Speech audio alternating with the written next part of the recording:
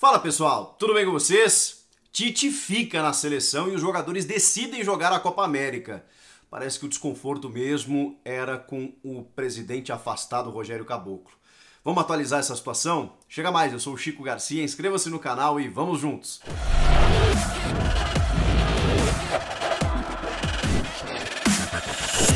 Cada dia tem uma novidade, né? Então por isso que a gente volta aqui. Ao que tudo indica, nesta terça-feira, depois do jogo contra o Paraguai pelas eliminatórias, os jogadores, junto da comissão técnica, irão se pronunciar e irão anunciar que disputarão a Copa América no Brasil.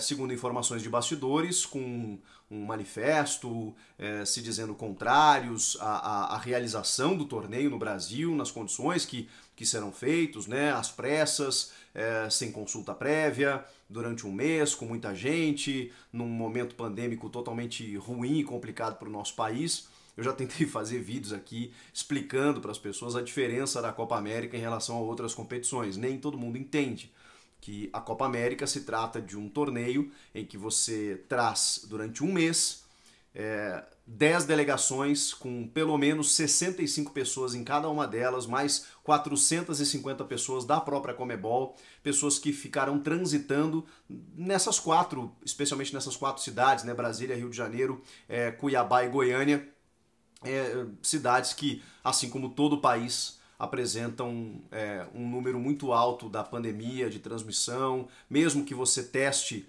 as pessoas, você não consegue eliminar totalmente o risco, né? A gente tem visto isso nas demais competições. Ah, mas então por que joga brasileiro, por que joga Libertadores?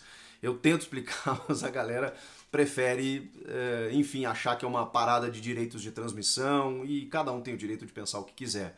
Mas para mim, me parece muito claro a diferença de importância de uma eliminatória que leva para a Copa do Mundo, uma competição que já era prevista no calendário oficial, que tem jogos muito espaçados, que não acontecia há 7 meses, em que você reúne durante 2 datas, joga e depois só no outro mês, daqui 2 meses, enfim. Libertadores da América, que você também tem protocolos já estabelecidos, você chega numa cidade, realiza o seu jogo, volta para casa com uma proteção muito maior e ainda assim, sem eliminar o risco, da mesma forma o Campeonato Brasileiro, da mesma forma a Copa do Brasil, é que essas competições elas se justificam dentro de uma necessidade, como todos os outros setores da economia, em que você hoje rege para que o shopping center possa funcionar. Você determina horários, protocolos, você chega, passa álcool gel, usa máscara, aquela coisa toda. Por quê? Porque a roda precisa girar, aquelas pessoas precisam trabalhar. O comércio, os restaurantes, enfim, todos os setores da economia. O futebol não é diferente. Você precisa fazer a roda girar porque tem muita gente que sobrevive no entorno só, não apenas o jogador de elite. Nós estamos falando de muitas pessoas que dependem do futebol. Não só aquele jogador que ganha R$1 milhão por mês, que é exceção, que é 1%.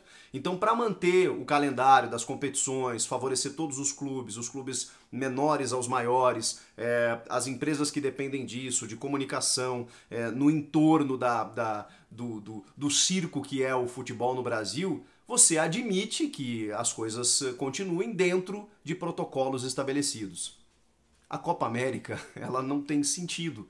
Ela não leva para lugar nenhum, ela é um torneio irrelevante, que acontece de uma forma até exagerada, ano após ano, e que deixa um mês, cerca de 1.000 pessoas só envolvidas nesse evento circulando aqui no Brasil, inclusive estrangeiros de forma desnecessária. É por isso que muitos jogadores, ou a maioria, ou todos eles, não quiseram jogar a Copa América, especialmente no Brasil.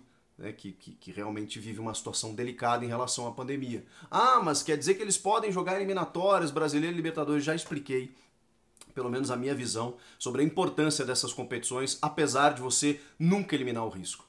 E mesmo a vacinação que era prevista na Copa América, ela também não vai acontecer, porque não há mais tempo, né? Foi uma competição que foi definida de uma hora para outra que iria acontecer aqui no Brasil, e você precisa tomar 2 doses dependendo da vacina. Se você tomar uma dose só, você precisa de 15 dias de imunização, você pode ter um efeito colateral na dose que você toma, então como é que esses jogadores daqui a pouco poderiam ser afetados para entrar em campo? Então a Conmebol realmente decidiu não vacinar. Serão testados de 40 em 48 horas, de 48 em 48 horas, não só os membros da delegação, funcionários de hotéis, vai haver um protocolo mais rígido e tal para a proteção. 100%? Não, porque nenhum protocolo é 100%. A única coisa que nos protege realmente é a vacina.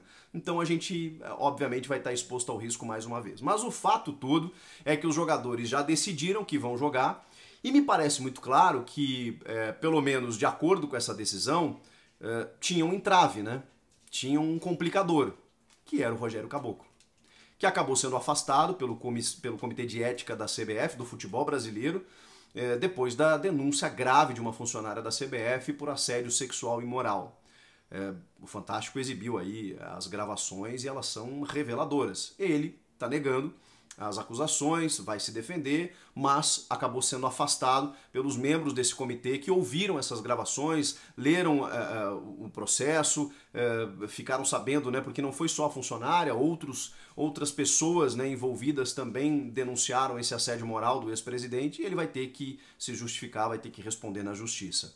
Assumiu o Coronel Nunes, que garantiu o Tite, dizendo que não tinha necessidade de trocar um treinador que está ganhando. E cara, assim, não faz nenhum sentido esse ataque que o Tite vem sofrendo, porque os números dele são absurdos. Você pode questionar o trabalho do Tite, como eu questiono em vários momentos as suas escolhas. O jeito de jogar da seleção, que pode melhorar aqui e ali. Mas, gente, ele tem 92% de aproveitamento nas eliminatórias, que é onde interessa. Ele é o atual campeão da Copa América, para quem valoriza tanto, que foi disputada aqui no Brasil. Ele praticamente está classificado para a Copa do Mundo e vai classificar com rodadas de antecedência.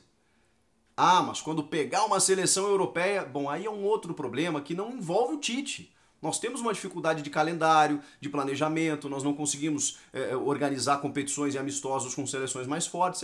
Realmente isso não tange ao técnico da seleção. Ele tem que jogar se a CBF marcar um jogo contra o Gabão, contra o Egito, contra as seleções mais fracas. Não tem o que fazer. Ele precisa fazer todo o planejamento que ele vem fazendo nesse ciclo de administração e observação em vários países, inclusive não aqueles que são o foco maior da nossa atenção, convocar jogadores que têm a ver com a característica de um modelo de jogo que ele quer adotar, jogadores que estão no melhor momento, e assim fazer todo o seu planejamento para montar uma equipe competitiva para a Copa do Mundo, que é o nosso maior foco.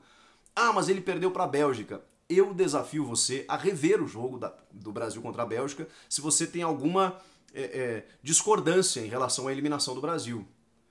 Primeiro porque a Bélgica é uma ótima seleção. Era pelo menos em 2018, com De Bruyne e Hazard. O Hazard não é esse do Real Madrid, meio fora de forma, aí que não conseguiu render o que se esperava dele depois dos anos de Chelsea. Não, o Hazard que quase foi eleito melhor da Copa do Mundo. Rivalizou com o Luka Modric. Se escolhesse, eu acho que foi o Mbappé, tá? Mas se escolhesse o Hazard não estaria errado, porque ele fez uma grande Copa.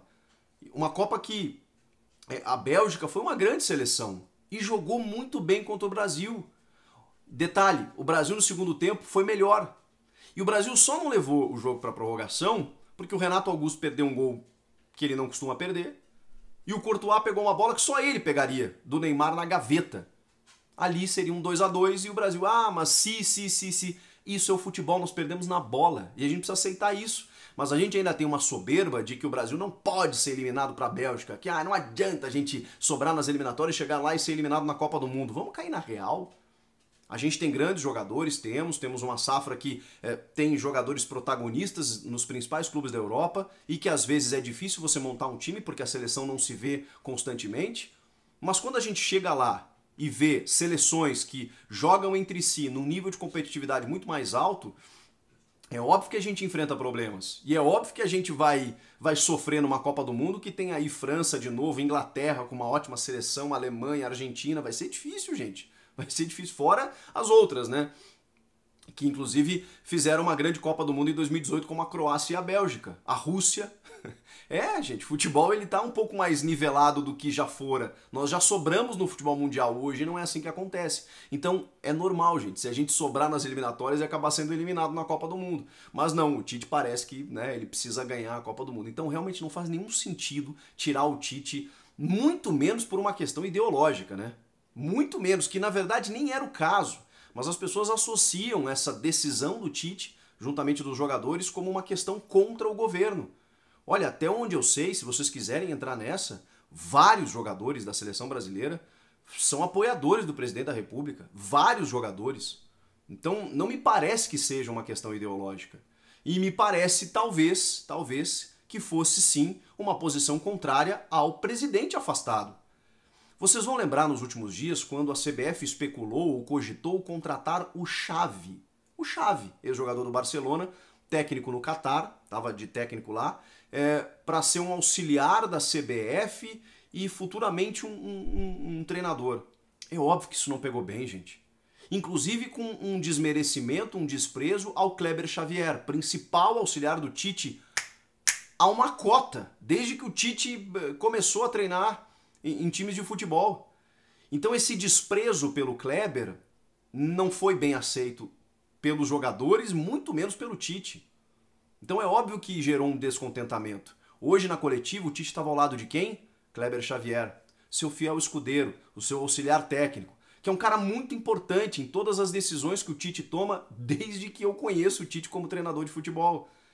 Isso foi um caso, isso foi que talvez tenha sido até o estopim, mas foi um caso que a gente sabe de outros tantos do Rogério Caboclo nessa falta de diálogo, nessas decisões mais autoritárias, mais ditatoriais em relação ao grupo da seleção. Quando o Rogério Caboclo foi afastado, inclusive por um outro problema muito mais grave, mas que também tem a ver, talvez, com o comportamento dele, os jogadores voltaram atrás e decidiram disputar a Copa América. Então me parece que o problema ele foi afastado. E nesse momento eu ainda fico satisfeito com esse alinhamento, independentemente para que lado fosse. O alinhamento de pensamento entre jogadores e comissão técnica. É muito difícil quando isso não acontece, quando há um racha, quando há uma divisão, porque o Tite poderia muito bem responder ao seu patrão, ao seu empregador, que é a CBF. Os jogadores poderiam muito bem lavar suas mãos porque o seu chefe, o Tite, o seu chefe imediato, perderia o emprego, viria um outro técnico e eles não teriam suas imagens arranhadas, especialmente jogadores que já têm suas carreiras consolidadas. Pois não, eles realmente se levantaram contra uma questão do Brasil, marcaram sua posição e não vão quebrar a hierarquia, vão jogar e defender a camisa da seleção brasileira numa competição que está no calendário, que está prevista e foi confirmada aqui no Brasil. Quero saber o que vocês pensam. Comenta aqui, inscreva-se no canal e eu volto na próxima. Tchau!